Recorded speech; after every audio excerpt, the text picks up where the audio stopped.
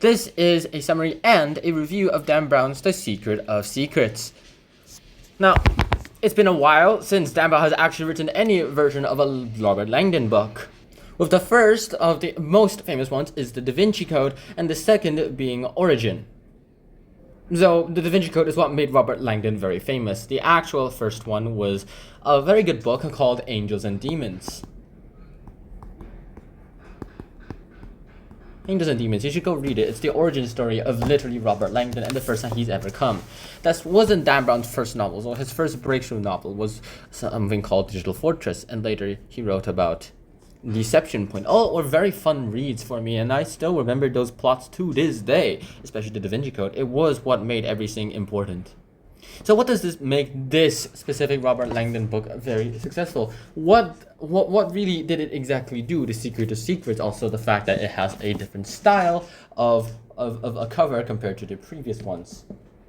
Like, if I put them side by side, you can already see the differences, can you? All of them have like these things etched out on them, where with like a symbol underneath, whereas the others are all like, hey, this is going to be great for us.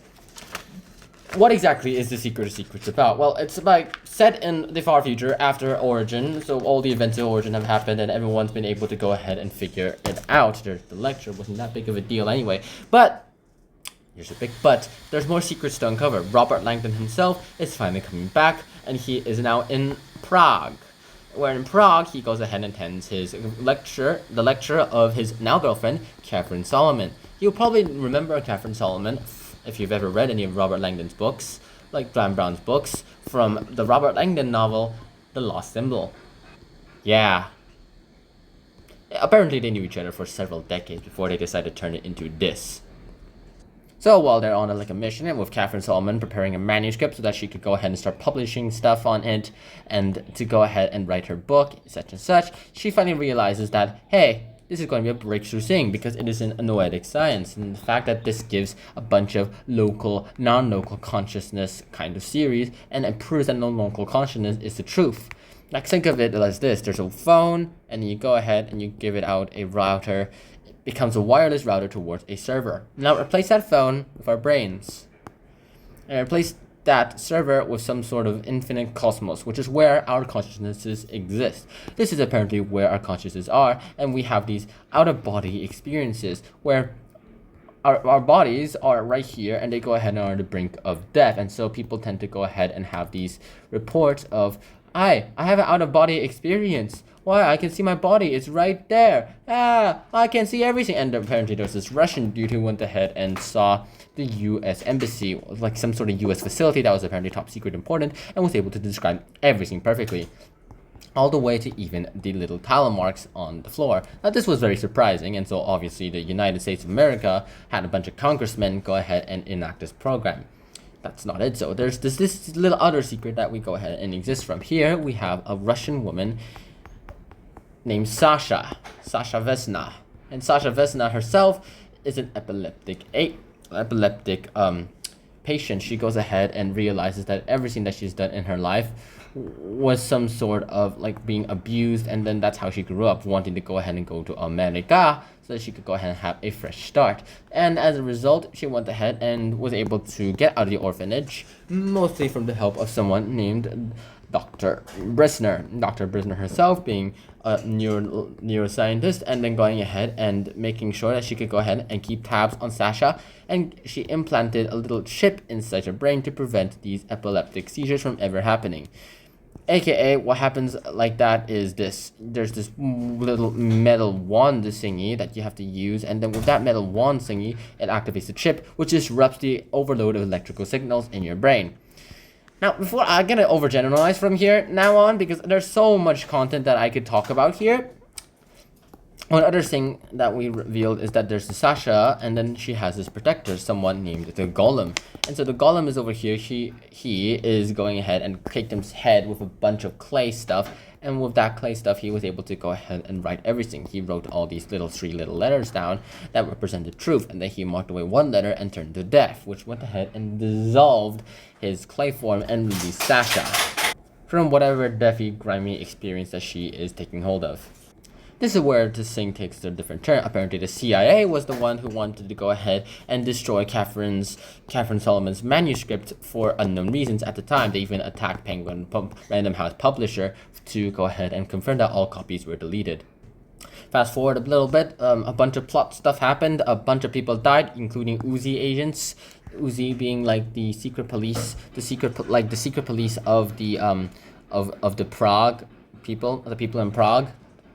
This ended up getting more results than expected, and one Uzi agent died who accused that Robert Langdon and his girlfriend Catherine Solomon were all behind all these terrorist attacks that were happening in Prague during this lecture.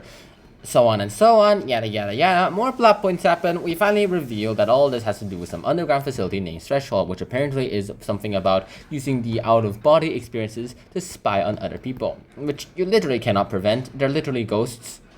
And then the Golem himself is here to go ahead and prevent that facility from ever functioning again, and then went ahead and decided that, hey, now it's time to go ahead and destroy this facility. And then he went in and bombed the entire facility. Unfortunately for him, Robert Langdon and Catherine Solomon were inside the facility trying to get some incriminating evidence so that they could protect themselves from the CIA.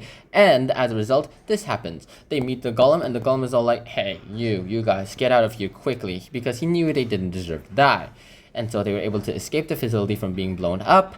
And what else do I have to talk about? Oh, yeah, we found out that the Golem and Sasha Vesna are the same, body, in the sense that she has split personality. Two people in one body, where like a dominant one can go ahead and take over the control over the host body.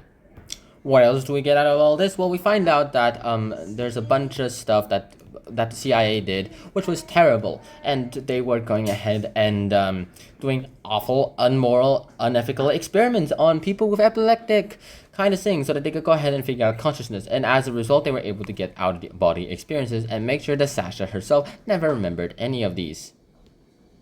And they probably never understood that she had split personality.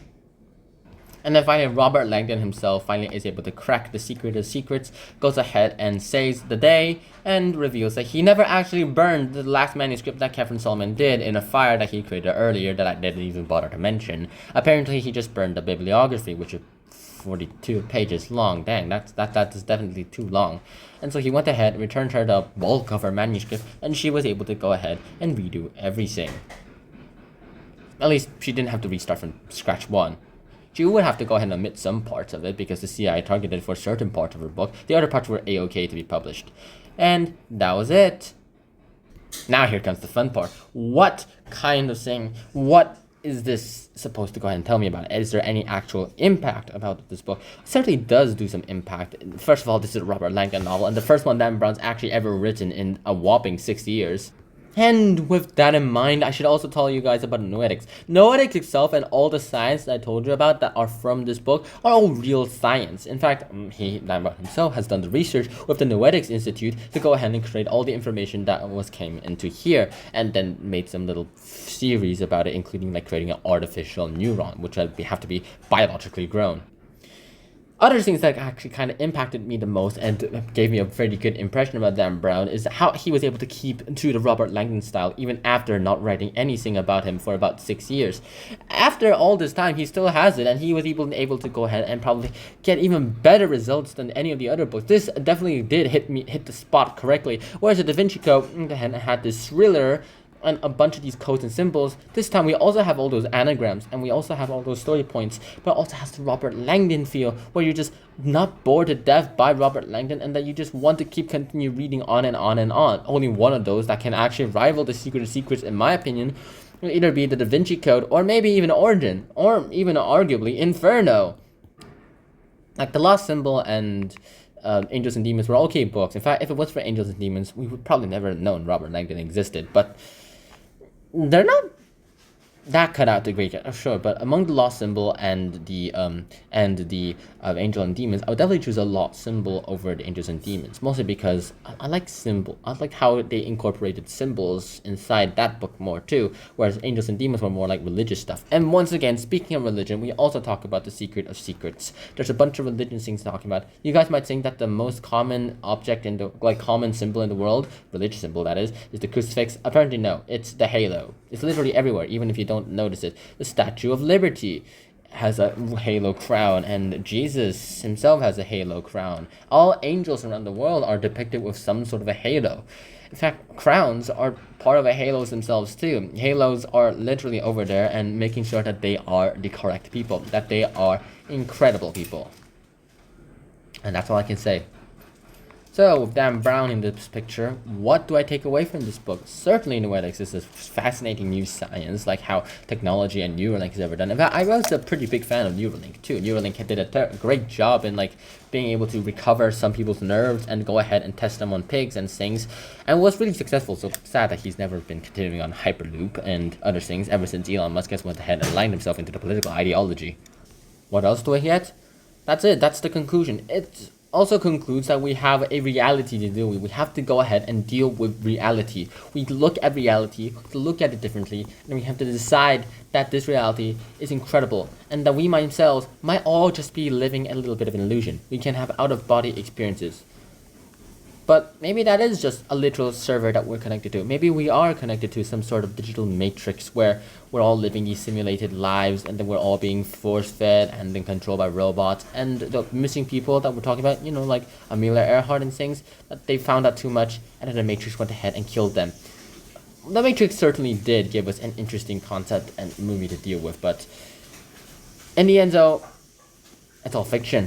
At least as far as we can tell, it's all fiction. So go read The Secret of Secrets. I'm terrible at advertising, but here you go, Mr. Dan Brown. I'm a big fan of your books. So yeah, go read The Secret of Secrets. I hope you guys enjoyed this episode of Han Chun Chun. I hope to see you guys soon. And so until next time, Shihono, peace. Bye bye.